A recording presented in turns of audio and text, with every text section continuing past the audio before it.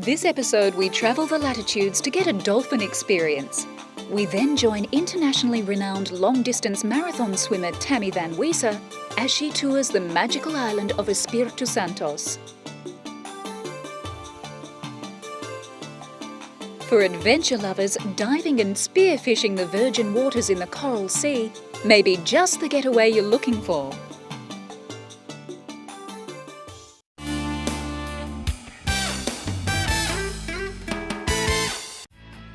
Sea World, situated on the Gold Coast in the state of Queensland, is Australia's premier marine park.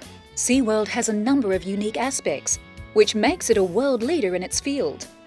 Scientific research and education are key components of its operation. Hoops of fire, suction cups placed over dolphins' eyes, and tiny concrete pools typical of the 1970s have given way to new training techniques and priorities. Today, tourists are presented with an educational-based performance that demonstrates the dolphin's natural abilities and prowess. The dolphins still perform tricks, but these performances are based on a dolphin's natural behaviour.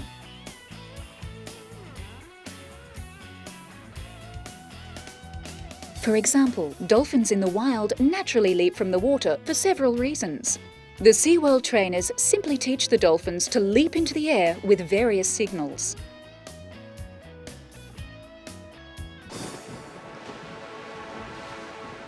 The dolphins themselves can determine the day's performance.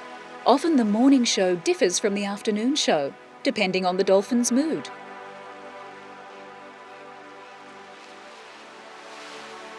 Dolphins have a mind of their own and can surprise unwary trainers. Amity once stole one of the trainer's wallets. She did return the water-sodden goods 3 days later. Amity's natural curiosity, as all dolphins possess, can hinder important research. Another time, the trainers were required to catch and weigh the turtles which share the dolphin's habitat. This was to ensure the turtles' well-being. However, Amity felt the trainers may be harming her turtles and became quite physical in protecting them. The educational show gives people an insight into the dolphin's world by explaining interesting facts. Dolphins use 3 methods in obtaining a view of their surroundings. Leaping allows dolphins to view the general area or escape predators such as sharks and killer whales.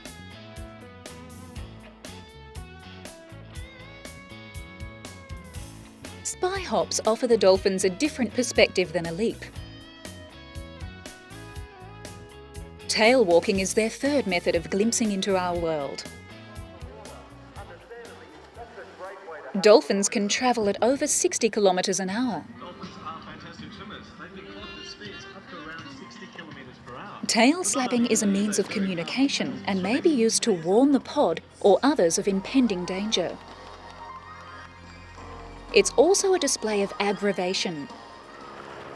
A flip removes parasites from the dolphin's skin.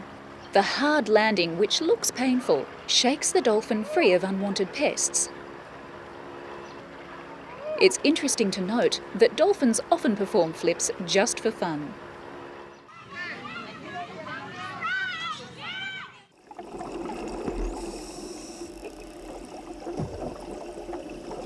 Dolphins can exhale and inhale and replace 90% of their lung capacity in half a second.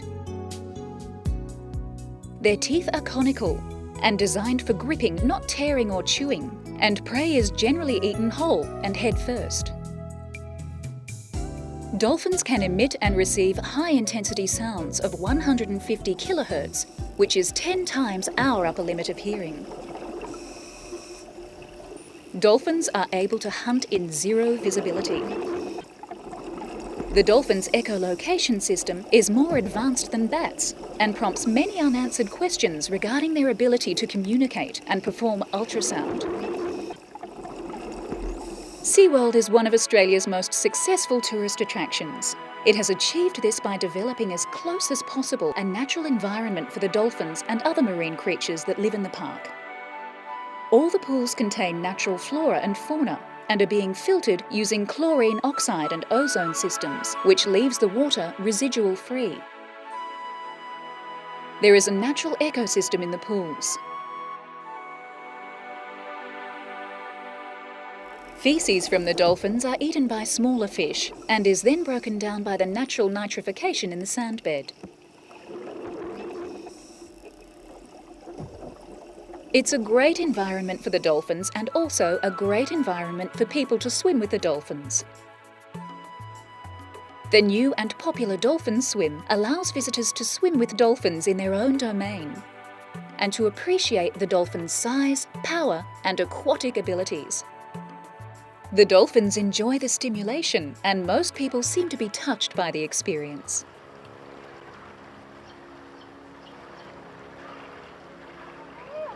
The tourists are in favour of the dolphin swims and the total educational value that is provided in a visit to SeaWorld.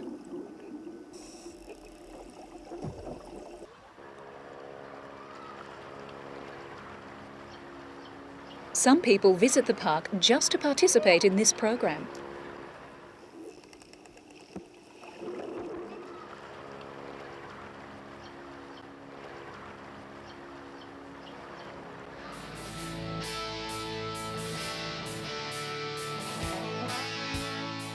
Though a marine park, SeaWorld's constitution is similar to many zoos by supplying an educational and entertaining experience. There is also a strong emphasis on research.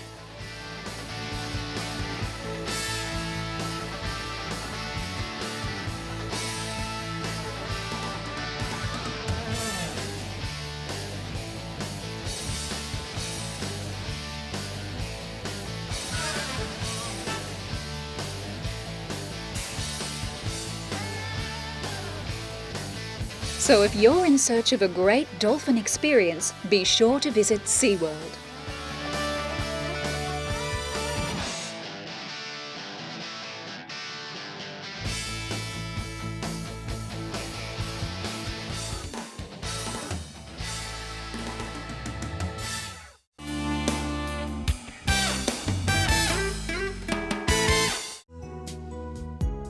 On this great island discovery, renowned international long-distance swimmer Tammy Van Wieser explores the tropical paradise which is known as Vanuatu.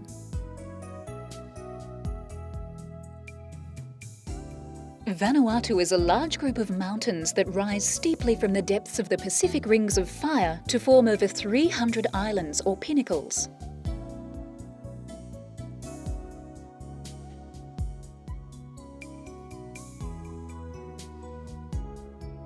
The 9 active volcanoes which are spread throughout this extended family of islands add to Vanuatu's mystique.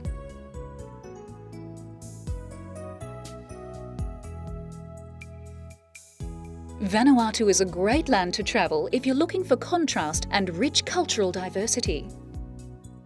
The coral outcrops reduce the Pacific's force to produce white, pristine beaches. Freshwater blue holes and other waterways beckon the explorer to sample a multitude of vessels.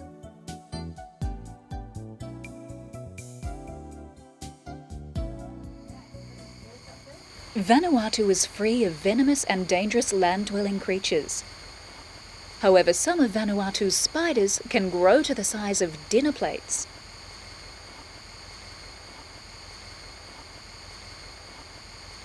The natural beauty of the lush forest and the natural climate makes walking in paradise a rewarding experience.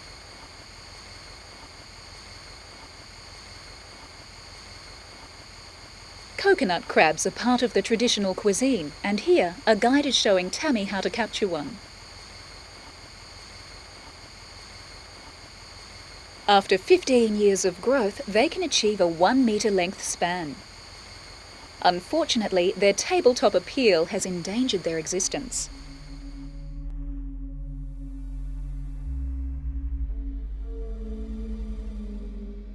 The crabs are nocturnal and the bait, which is coconut, is checked later that evening.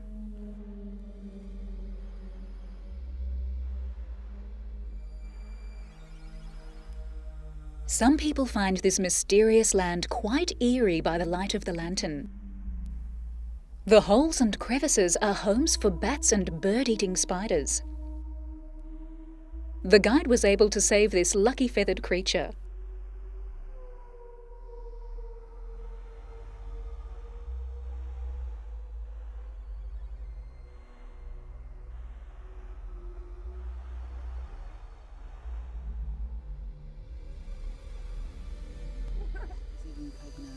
The bait in this instance has produced a juvenile crab. The decline of the crab population is mostly due to tourists wishing to try this delicacy. Oh, there's a juicy coconut. Oh, wow. And now, most islanders are protecting the crab's environment. Previous visitors have not always been drawn to Vanuatu's culture, idyllic settings, and flora and fauna.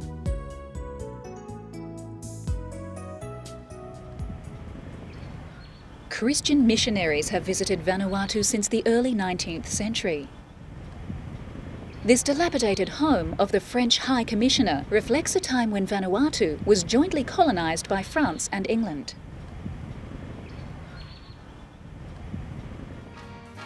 The greatest foreign impact on this idyllic island group occurred during 1942, when the American war machine constructed large supply bases to counter Japan's stronghold in the Pacific.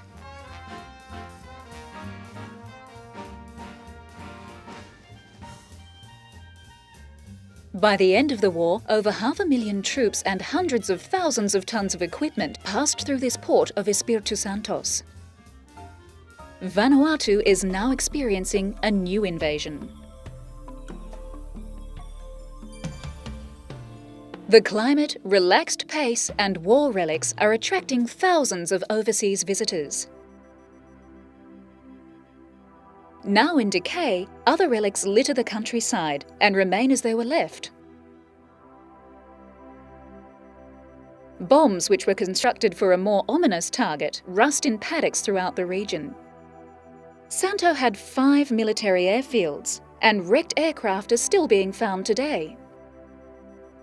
None of these planes were shot down over Vanuatu. They either ran out of fuel or failed to limp home from combat action. These wrecks have become a part of the local landscape, and villagers treat their presence as a part of everyday life. Land ownership laws are generally a tribal concern. Tribal law governs ownership and access is limited.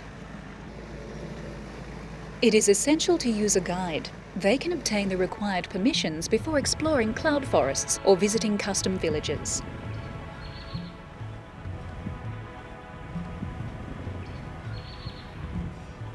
Vanuatu's cloud forests are best described as lush tapestries of interwoven fern and vine growth.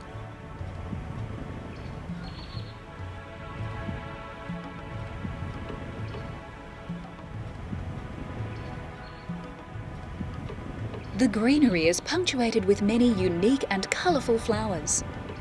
In fact, Vanuatu has over 150 species of orchid alone.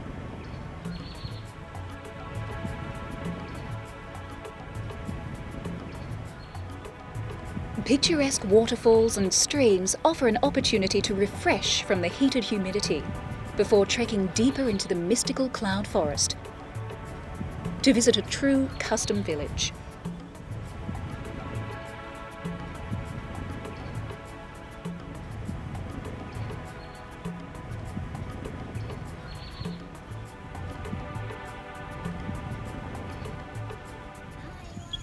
At first, the area seemed deserted. Gradually, as if sensing visitors, the villagers appeared.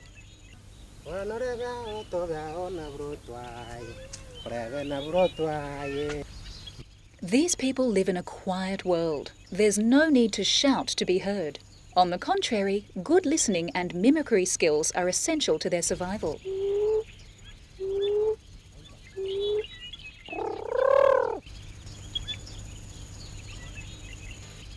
Their shyness conceals a powerful confidence. Their lifestyle has remained unchanged for generations, with a continuing commitment to their community and family. Travellers who are fortunate enough to visit a true custom village should respect the privacy and rights of these generous people.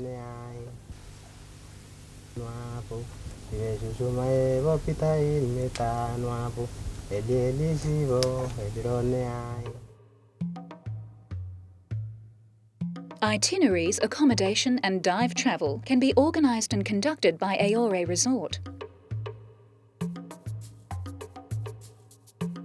Flights are arranged by Vanuatu's national carrier, Air Vanuatu, which operates from Australia and New Zealand, with connecting flights available from several international airlines.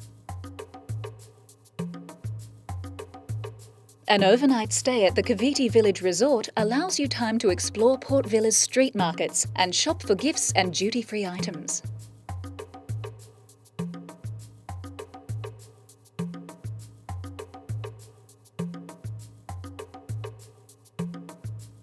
A return overnight stay at the luxurious 5-star resort Le Méridien can give you time to reflect on your adventure before heading home.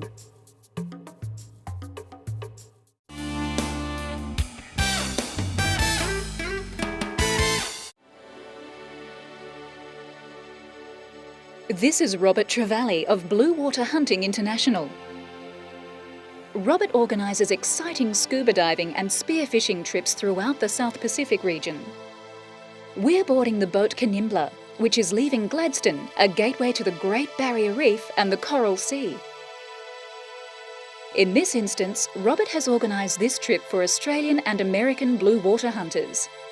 Robert's business is attracting spear fishermen from all around the world.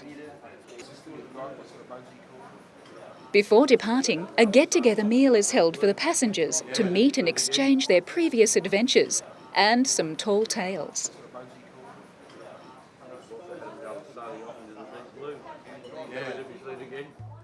This trip will take the American visitors to some of the most pristine waters in the world. The divers will spend their days enjoying remote locations, and Canimbla will travel throughout the nighttime to new destinations for the divers to explore. Nothing beats life on a large liveaboard. It's perfect for catching up with old friends and meeting new ones, while enjoying impressive sunsets.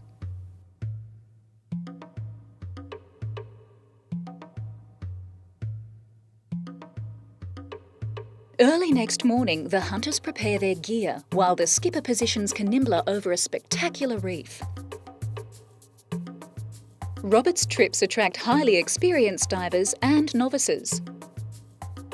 Both Arnold Piccoli and Andy Ruddock are Australian spearfishing champions and join Robert to provide assistance to the less experienced divers. A bit of action.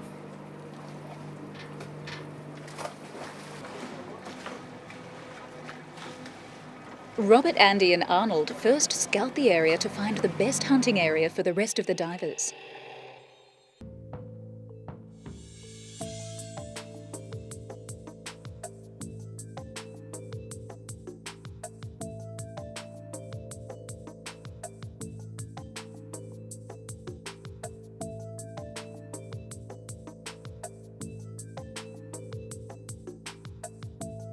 The Coral Sea is teeming with marine life, and it takes no time for Arnie to capture some great table species, as well as burley in preparation for the next day's blue water hunting.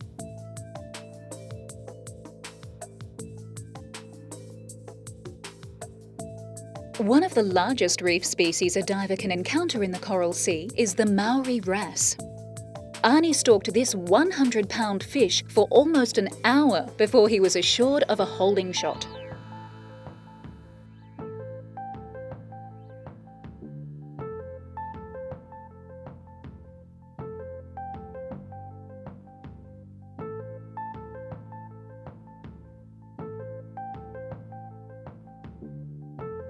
Although not generally targeted by hunters, Maori wrasse are exceptional eating and are extremely difficult to approach. One fillet of this fish fed the 20 people aboard Canimbla.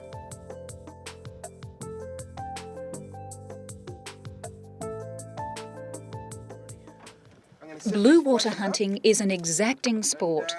Here, Robert is setting up flashes. These reflect the sunlight and mimic the appearance of a small school of bait fish, which attracts larger predators and the game fish the divers are hunting.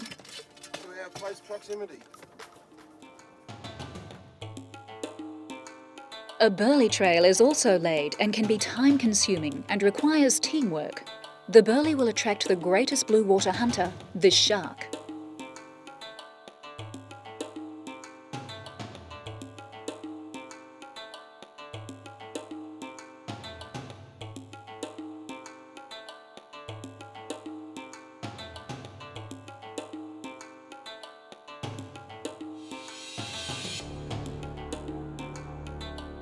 Generally, the sharks are happy with scraps and rarely harass the diver.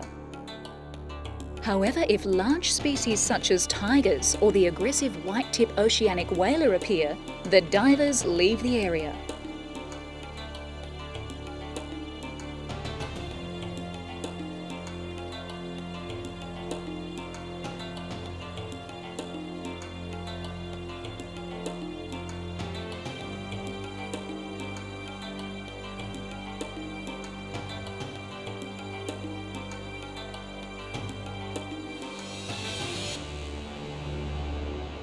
While hunting continues in the presence of sharks, the chance of actually landing the game is dramatically reduced.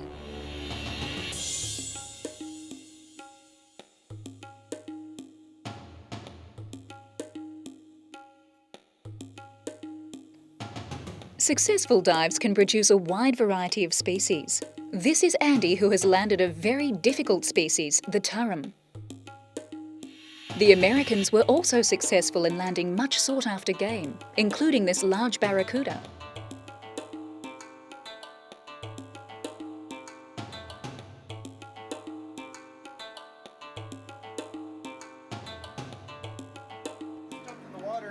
They were also successful in landing a great example of dog-toothed tuna. Towards the end of the day, the divers weigh and compare their catch. Some of the divers are very competitive and often run a friendly contest amongst themselves. The Coral Sea is a destination that many world record fish are bagged in the sport of blue water hunting and general fishing. So if you're into fishing, scuba diving or spearfishing, be sure to consider Blue Water Hunting International for your next adventure holiday.